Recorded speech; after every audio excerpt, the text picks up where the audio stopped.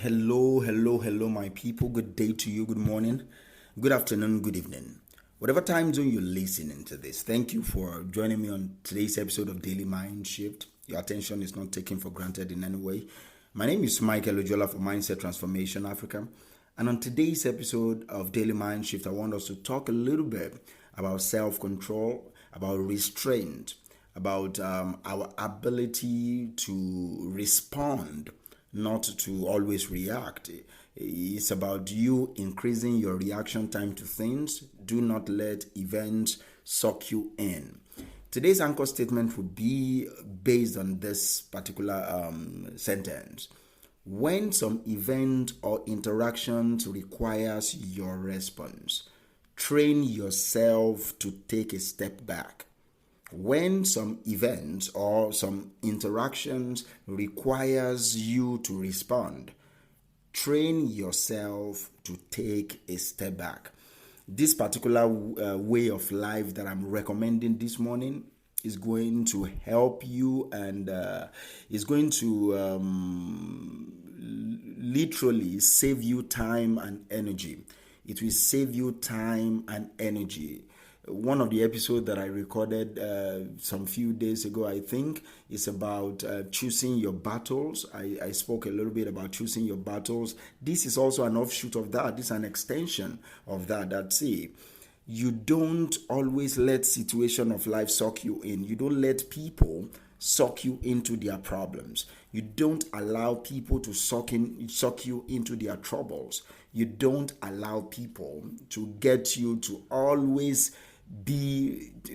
take sides. Some people will want you to come and solve their problems, while some others will want you to take a side and defend them, while some will want you to come and make peace between their and do not suck yourself into that thing. All right, do not allow yourself to be sucked into other people's drama, to be sucked into other people's emotional ups and downs, emotional roller coaster. Do not allow yourself to be that. So when any interaction, when any event requires your response, your reaction, you must train yourself. You must train yourself to take a step back.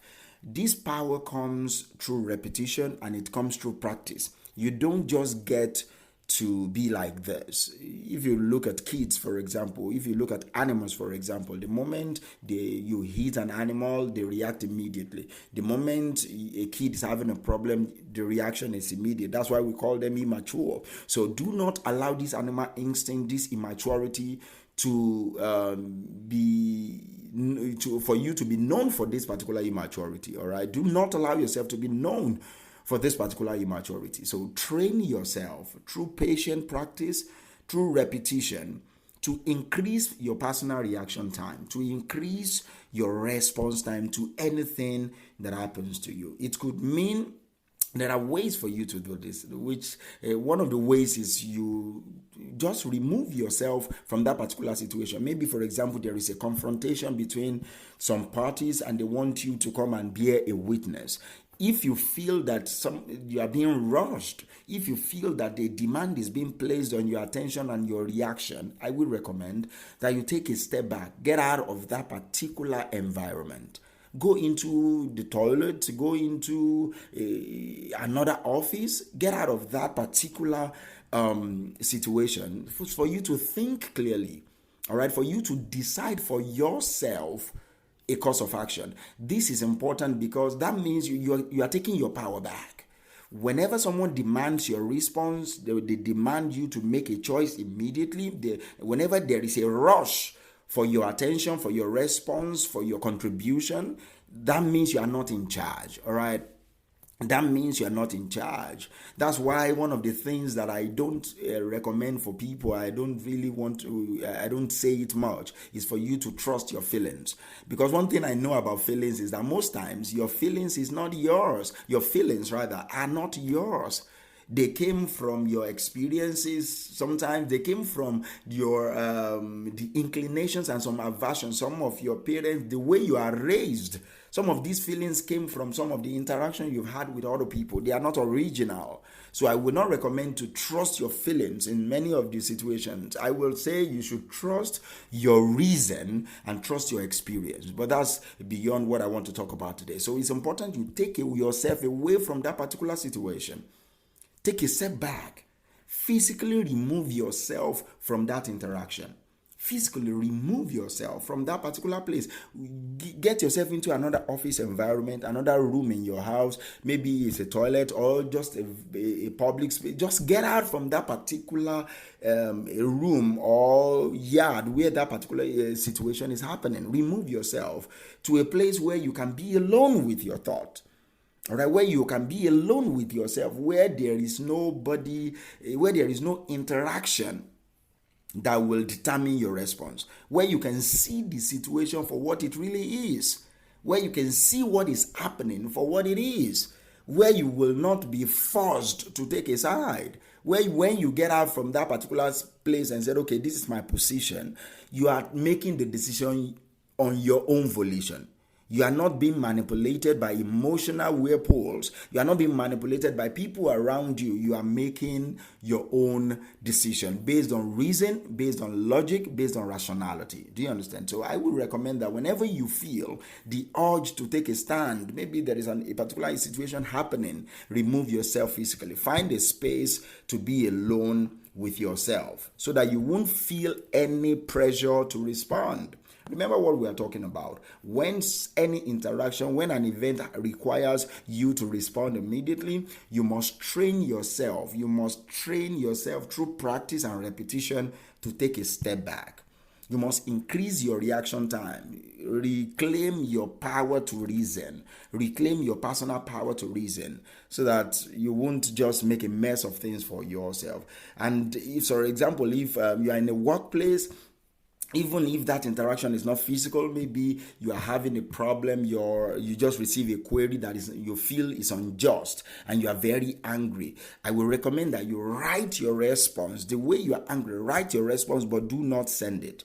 Sometimes I will, if you know that you cannot control yourself from clicking send, take a phone, type it on your notepad.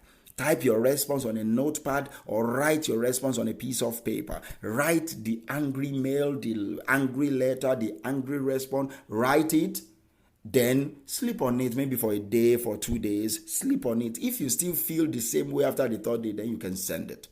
If you still feel the same way after the second day, then you can send it. But take a step back, all right? Do not send it immediately. Write it out. Use it as a therapy to get out your anger, what you feel. Get it out there. But do not send it. I've made a mess of things by doing opposite of what I'm recommending now. So I'm telling you from experience, it doesn't really end well when you respond to anything angrily. It doesn't. And it's either you say too much, it's either you use some words that you will regret later. It's either you are caught in a web that you will discover that your response even confirms the reason why you are quitting in the first place. So take a time. That's why most office space, they demand you to respond in the next 24 hours. They want you to take your time. If they said respond immediately, do not. You have a right to remain silent, okay? So do not respond immediately. Sleep on it. Whatever response you want to give, even if it's not mail, if it's something that you want to say to somebody, say it in your mind or enter the bathroom and say everything. Say it out. Get it out of your system. All right? Get it out of your system. And I'm not saying you should repress that emotion. Get it out of your system, but do not say it to that person. Increase your reaction time. All right? Take a step back so that you will reason. Take a step back so that you will use logic. Take a step back so that you use reasonable rationality and your experience to decide the next course of action. You do not have to make the phone call immediately. Do you understand? You do not have to communicate your feeling immediately. Whenever you feel a sudden rush of emotions, you did not, especially when the emotion is anger, resentment, or whatever negative emotion like that, you do not have to rush to make a commitment. Rush to emotionally respond. Take your time, all right? The longer you take your time to respond, the better for you, because perspective comes with time. Perspective, rationality comes with time. Emotional control comes with time. All right, so when some interactions or some event requires a response from you immediately, train yourself to take a step back. Thank you, and I will talk to you tomorrow.